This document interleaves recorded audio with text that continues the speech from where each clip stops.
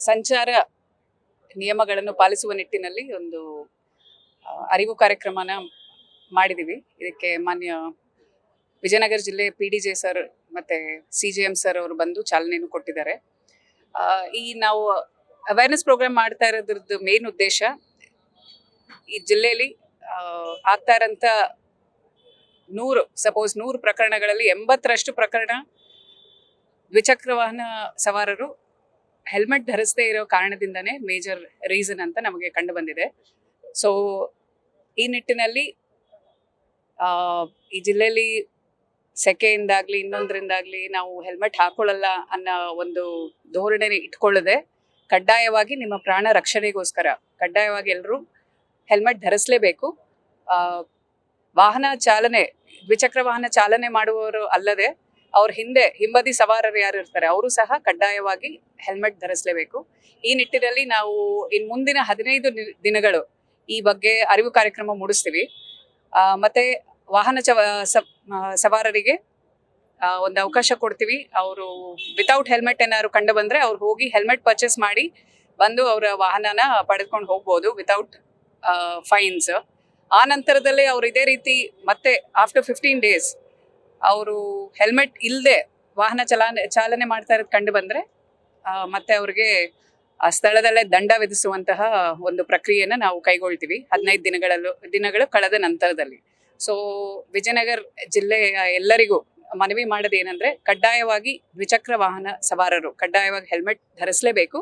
ಅದಲ್ಲದೆ ನಿಮ್ಮ ಹಿಂಬದಿ ಸವಾರರಿಗೂ ಸಹ ಹೆಲ್ಮೆಟ್ ಧರಿಸುವ ನಿಟ್ಟಿನಲ್ಲಿ ನೀವು ಜಾಗೃತಿ ಮೂಡಿಸ್ಬೇಕು ಮತ್ತೆ ನೀವು ಅದನ್ನ ಕಡ್ಡಾಯವಾಗಿ ಪಾಲನೆ ಸಹ ಮಾಡಬೇಕು.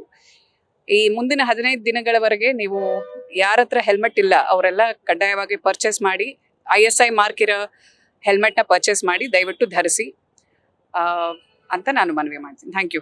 ಎಲ್ಲರಿಗೂ ನಮಸ್ಕಾರ. ನಾನು ವಿಜಯನಗರ ಜಿಲ್ಲೆಯ ಪ್ರಧಾನ ಜಿಲ್ಲಾ ಮತ್ತು ಸತ್ರ ನ್ಯಾಯಾಧೀಶ, ಹಾಗೆ ನಮ್ಮ ಚೀಫ್ ಜುಡಿಷಿಯಲ್ ಮ್ಯಾಜಿಸ್ಟ್ರೇಟ್ ಇವರು ನನ್ನ ಜೊತೆಯಲ್ಲಿದ್ದಾರೆ. ಹಾಗೆ ನಮ್ಮ ಜಿಲ್ಲೆಯ SP ಮೇಡಮ್ ರವರು ಕೂಡ ಇದ್ದಾರೆ. ಹಾಗೆ ಪೊಲೀಸ್ ಇಲಾಖೆಯ ಎಲ್ಲ ಅಧಿಕಾರಿಗಳು ಇಲ್ಲಿ ಹಾಜರಿದ್ದಾರೆ. ಇವತ್ತಿನ ನಮ್ಮ ಕಾರ್ಯಕ್ರಮದ ಉದ್ದೇಶ ಏನಂತ ಹೇಳಿದ್ರೆ, ಪ್ರತಿನಿತ್ಯ ನಾವು ಪತ್ರಿಕೆಗಳನ್ನು ನೋಡುವಾಗ ಅತಿ ಹೆಚ್ಚು ಮರಣ ಆಗ್ತಾ ಇರೋದು ಈ ದ್ವಿಚಕ್ರ ವಾಹನ ಅಪಘಾತದಲ್ಲಿ ಜಾರು ಬಿದ್ದಿರುವಂಥದ್ದು ಮತ್ತೆ ವಾಹನಗಳು ಒಂದಕ್ಕೊಂದು ಡಿಕ್ಕಿ ಹೊಡ್ಕೊಂಡಿರ್ತಕ್ಕಂಥದ್ದು. ಈ ಹೆಚ್ಚಿನ ಅಪಘಾತಗಳಲ್ಲಿ ಹೆಲ್ಮೆಟ್ ಇಲ್ಲದೆ ಇರೋ ಕಾರಣಕ್ಕೆ ಸಾವು ನೋವುಗಳು ಸಂಭವಿಸ್ತಾ ಇದೆ. ಎಷ್ಟೋ ಜನ ಆಸ್ಪತ್ರೆಗೆ ಸೇರ್ಕೊಂಡಿದ್ದಾರೆ, ಕೋಮಾಗ ಹೋಗಿದ್ದಾರೆ, ಹೆಡ್ ಇಂಜುರಿ ಆಗಿ ಸುಧಾರಿಸ್ಕೊಳ್ಳಕ್ಕೆ ಆಗದೆ ಇರುವಂತ ಪರಿಸ್ಥಿತಿಗೆ ಬಂದಿದೆ. ಹಾಗಾಗಿ ವಿಶೇಷವಾಗಿ ನಮ್ಮ ವಿಜಯನಗರ ಮತ್ತೆ ಈ ಬಳ್ಳಾರಿ ಈ ಜಾಗಗಳಲ್ಲಿ ಸ್ವಲ್ಪ ಬಿಸಿಲಿನ ತಾಪ ಹೆಚ್ಚಿರೋದ್ರಿಂದ ಹೆಲ್ಮೆಟ್ಗಳನ್ನು ಹಾಕೋದಕ್ಕೆ ಜನ ಸ್ವಲ್ಪ ಹಿಂದೆ ಮುಂದೆ ನೋಡ್ತಾ ಇದ್ದಾರೆ. ಆದರೆ ವಾಸ್ತವವಾಗಿ ದ್ವಿಚಕ್ರ ವಾಹನವನ್ನ ಚಾಲನೆ ಮಾಡ್ತಕ್ಕಂಥ ಸಂದರ್ಭದಲ್ಲಿ ಹೆಲ್ಮೆಟ್ ಹಾಕಬೇಕಾದಂಥದ್ದು ಕಾನೂನು ರೀತಿಯ ತುಂಬಾ ಕಡ್ಡಾಯವಾಗಿರ್ತದೆ. ಹಾಗೂ ಹಾಕ್ಲಿಲ್ಲ ಅಂತ ಹೇಳಿದ್ರೆ ಅದು ಅಪರಾಧ ಕೂಡ ಆಗುತ್ತೆ. ಅಪರಾಧ ಅನ್ನೋದಕ್ಕಿಂತ ಮನುಷ್ಯನ ಜೀವ ರಕ್ಷಣೆಯಲ್ಲಿ ಅದು ಪ್ರಮುಖ ಪಾತ್ರವನ್ನು ವಹಿಸ್ತದೆ. ಹಾಗಾಗಿ ಪ್ರತಿಯೊಬ್ಬರು ಹೆಲ್ಮೆಟ್ ಅನ್ನ ಧರಿಸಲೇಬೇಕಾಗುತ್ತೆ. ತಾತ್ಕಾಲಿಕ ಅನುಕೂಲಕ್ಕಾಗಿ ಹೆಲ್ಮೆಟ್ ಧರಿಸದೆ ಏನಾದರೂ ಸಾವು ನೋವುಗಳಾದ್ರೆ ಅಥವಾ ತೀವ್ರವಾದ ಗಾಯಗಳಾದ್ರೆ ಜೀವನ ಪರ್ಯಂತ ಅನುಭವಿಸಬೇಕಾದಂತ ಪರಿಸ್ಥಿತಿ ಬರುತ್ತೆ. ಹಾಗಾಗಿ ದಯವಿಟ್ಟು ಎಲ್ಲರೂ ಹೆಲ್ಮೆಟ್ಗಳನ್ನ ಧರಿಸಿರಿ ಅಂತೇಳಿ ಈ ಮೂಲಕ ನಾನು ಕೇಳ್ಕೊಳ್ತಾ ಇದ್ದೇನೆ.